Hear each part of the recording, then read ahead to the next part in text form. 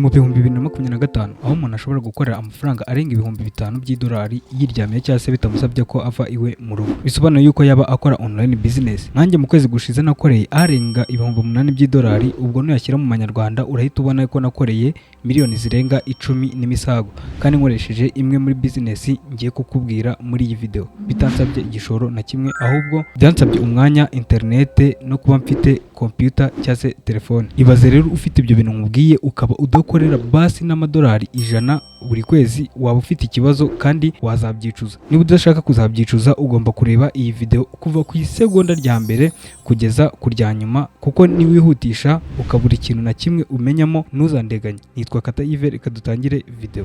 Ngiye kukwereka online business 5 cyangwa se uburyo butanu ushobora gukoramo amafaranga online bitagusabye yuko uva iwawe. Bigusaba internet, computer cyangwa se telefone. Rero ndagiye tubane muri no video. Uburyo bwa gatatu nakoresheje nibuze kugucika. Uburyo bwa mbere cyangwa se online business ya mbere ngiye kukubwira nshaka yuko umenya nawe ukazajya uyibyaza umusaruro, tuyita Fiverr. Fiverr ni application iguhuza n'umukiriya iyo ufite service uramuha. Urugero rwa service kuri Fiverr ushobora gutanga, niba uzi indimi ushobora gutanga service zo gutranslating.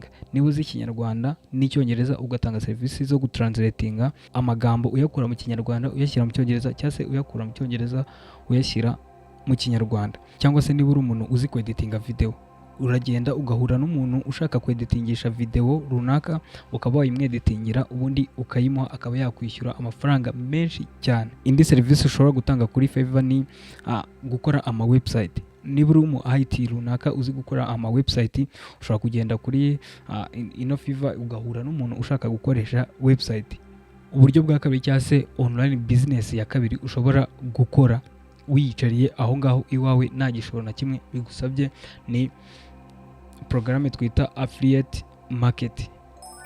Affiliate market ni ukwamamaza ibicuruzwa. Urugero rwa affiliate market uburyo ikora: ushobora kugenda kuri website runaka igira affiliate program, ubundi ukaba wayinjiramo ugafunguramo account, ubundi ukajya utangira gukoresha link baguha wamamaza igicuruzwa runaka, ubundi ukaba waryaho komisiyo.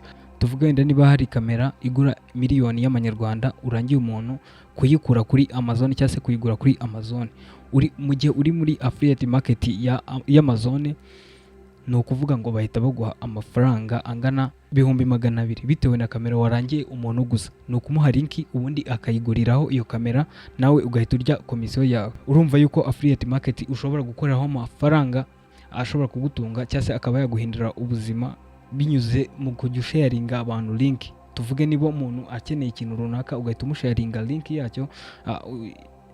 yacyo ukikuye kuri website ifite affiliate program, ubundi nawe ukagenda uryaho cyangwa se ubonaho komisiyo. Ubwo ni uburyo bwa kabiri ushobora gukora amafaranga online. Noneho uburyo bwa gatatu, kugurisha ibicuruzwa bya digital. Urugero ibicuruzwa ushobora gucuruza ni ibitabo bya electronic cyangwa se ebook, amasomo ya online cyangwa se template cyangwa se ibikoresho bya PDF. Urugero wenda ibitabo bya electronics ibyo birumvikana, ushobora kwandika igitabo runaka ubundi ukacyaploadinga, umuntu yajya ajya kukidownloadinga akaguha amafaranga. Ibyo ni ibintu bidasaza, n'umwana uzavuka ryari azakomeza ashaka gusoma icyo gitabo. Uko agiye gusoma icyo gitabo ajya abanza akwishyura. Ushobora kugishyira ku giciro ushaka icyo gitabo kugira ngo umuntu abe yakidownloadinga, kandi umuntu ushaka gusoma icyo gitabo agomba kuyishyura uko byagenda kose.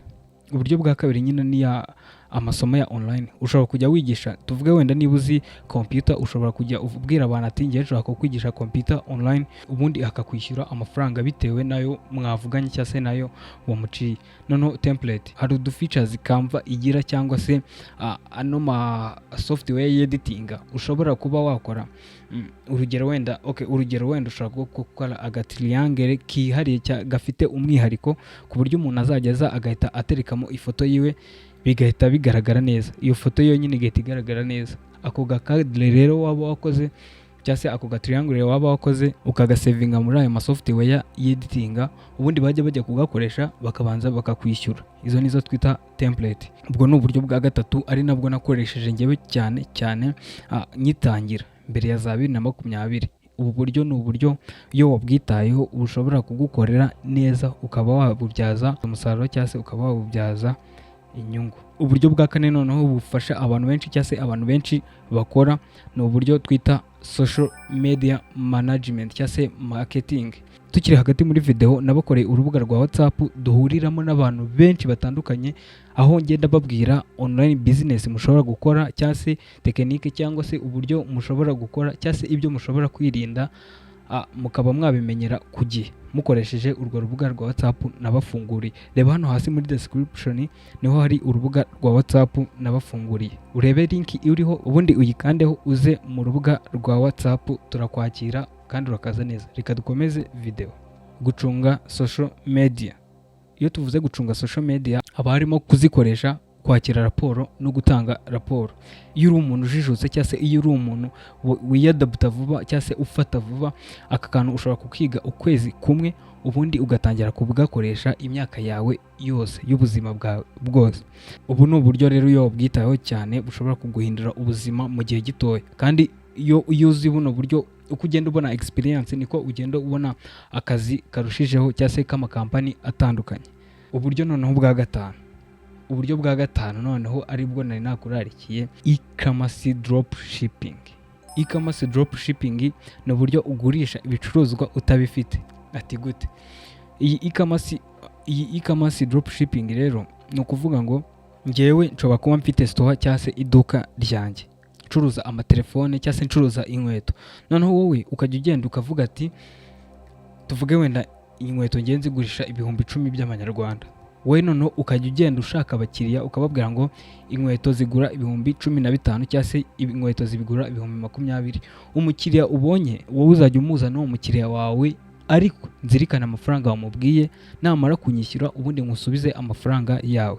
Ngewe inyungu yanjye ngewe y'umucuruzi uzajya uba ubanzaniye umukiriya, ariko nawe inyungu yawe amafaranga barengejeho nzajya nyaguha.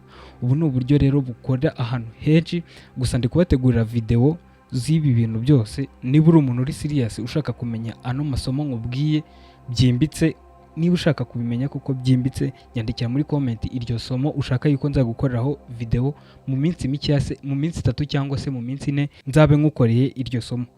Nyandikira hano muri comment ati nshaka kumenya kuri e-commerce drop shipping, cyangwa se nshaka kumenya kuri social media management, cyangwa se nshaka kumenya kugurisha ibicuruzwa bya digital, cyangwa se nshaka kumenya affiliate marketing program, cyangwa se nshaka kumenya Fiverr. Yo iryo somo ryo nararirangije, ushobora kujya muri video zabanje ushobora kubibona uburyo ino Fiverr ikoramo.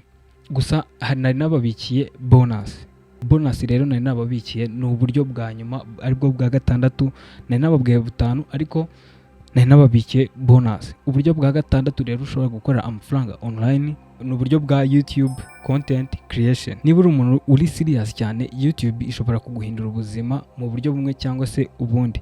Ni ukuvuga ngo ni ukujya ukora video bitasabye yuko werekana n'isura yawe, ahubwo ukoresheje AI cyangwa se ukoresheje n'undi muntu cyangwa se ukoresheje ijwi ryawe, ubundi ukaba watunganya video bidasabye yuko werekana isura yawe. Wayerekana utayerekana byose ni kimwe. Rero niba uri umuntu uri serious ushaka kumenya uko wakorera kuri YouTube, nyandikira.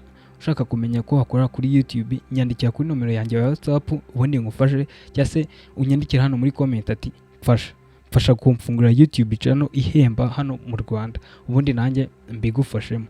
Reka nizere yuko mwakoze subscribe, cyangwa se nizera ko wayikoze. Niba utaranayikoze kankwa amasegonda 2 ubanze uyikore. Yes, ndakeka byarangiye. Rero niba ino video igufashije ushaka video zikurikiyeho, reba neza ko wakanze like, ubundi utaribagirwa, ubundi unyandikire online business ushaka kumenya uko bayikora byimbitse neza, uburyo bwa video yayo isukuye kandi ikoze neza. Binyandikira hano muri comment. Nyandikira hano muri comment video ushaka yuko nzagutegurira. Urakoze cyane. Nitwa Kata Yves kandi mukomeze mugire ibihe byiza.